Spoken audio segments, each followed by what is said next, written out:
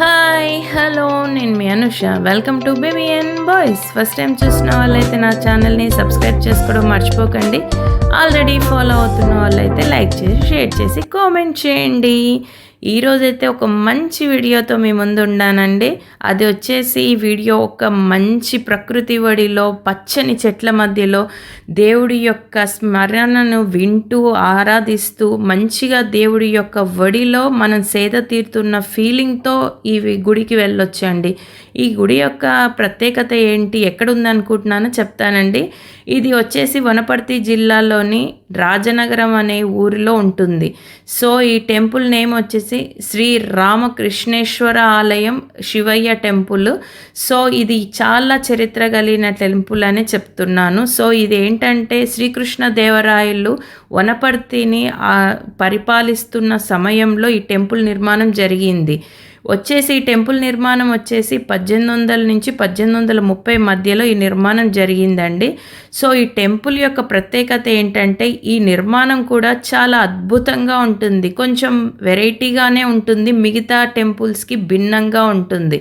So చూడగానే వెళ్ళగానే మనకైతే ఒక అద్భుతమైన కట్టడంలాగే మనకు కళ్ళకు కనిపిస్తుంది. పచ్చని ప్రకృతి ఒడిలో దేవుడి యొక్క స్మరణతో మనమైతే శివయ్యను దర్శించుకోవచ్చు ఇక్కడ. సో శ్రీకృష్ణదేవరాయలు కూడా అప్పుడు పరిపాలిస్తున్నప్పుడు ఈ టెంపుల్ నిర్మాణం ఎందుకు చేశారంటే అంటే టెంపుల్ యొక్క ప్రత్యేకతగా ఈ టెంపుల్ ఎందుకు చేశారు అన్నదానికి కృష్ణదేవరాయలు పరిపాలిస్తున్నప్పుడు తన ఆస్థాన యోగి అయిన రామకృష్ణ గారి గుర్తుగా ఈ టెంపుల్ని కట్టారంట. సో ఇక్కడ ఏంటంటే శివలింగం కూడా బ్రహ్మసూత్రంతో నిర్మాణం చేయడం ఒక ప్రత్యేకత అండి. ఇక్కడ శివలింగం పైన చారలుగా ఉంటాయి లింగం మీద. సో ఇక్కడ రాముడు, కృష్ణుడు, బ్రహ్మ ఇలా అన్ని కలిపి బ్రహ్మసూత్రంగా ఇక్కడ అద్భుతంగా శివలింగ దర్శనాన్ని మనమైతే చేసుకోవచ్చండి. అంతేకాకుండా శివరాత్రి సమయంలో పర్వదినాలలో శివలింగాన్ని మంచిగా మనం తాకుతూ మంచిగా అభిషేకాలను కూడా చేసుకోవచ్చు. ఈ మధ్య మేము కూడా అలా చేసుకోవడం జరిగిందండి. అదే మీకు ఇక్కడ చూపిస్తున్నాను. సో ఇక్కడ ఈ టెంపుల్ యొక్క ప్రత్యేకతగా చెప్పాలి అంటే చాలా పురాతనమైన టెంపుల్ అండి. ఇప్పటికీ చెక్కు చెదరకుండా అద్భుతంగా మనకైతే దర్శనం ఇస్తుంది. చుట్టూరా పచ్చని ప్రకృతి ఒడిలో ఈ టెంపుల్ నిర్మాణం చాలా బాగుంటుంది. ఇక్కడ శివలింగ దర్శనమే కాదండి, ఇక్కడ ప్రత్యేకంగా వేరే టెంపుల్స్ కూడా ఉన్నాయి. సో ఇక్కడ వచ్చేసి ఇంకా అన్ని రకాలుగా చెప్పాలంటే ఇంకా దేవుడి యొక్క దర్శనంతో పాటు ఇక్కడ ఒక పుట్టగా చాలా పెద్దగా ప్రత్యేకంగా టెంపుల్ కూడా ఉంది. ఇంకా గణపతి బ్రహ్మదేవుడితో సహా నిర్మాణమయ్యి ఇక్కడ పుట్టకు కూడా పాలు పోసుకునే విధంగా అట్లా చాలా పెద్దగా ఉంటుంది. ఇక్కడ పాము కూడా తిరుగుతుందని అందరూ ఆరాధిస్తూ ఉంటారు. సో ఇక్కడ ఎలాంటి కోరికలైనా కోరుకున్నా కూడా జరుగుతాయని కూడా చెబుతున్నారు చాలామంది.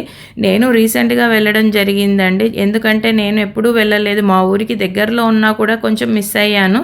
సో ఎవరన్నా వెళ్ళాలి అనుకుంటే వనపర్తికి వచ్చేసేయండి, పక్కనే రాజనగరంలో ఉన్న ఈ టెంపుల్ని దర్శించుకోండి. అంతేకాకుండా ఇక్కడ ప్రత్యేకంగా ఇంకొక నిర్మాణం టెంపుల్ కూడా ఉంది.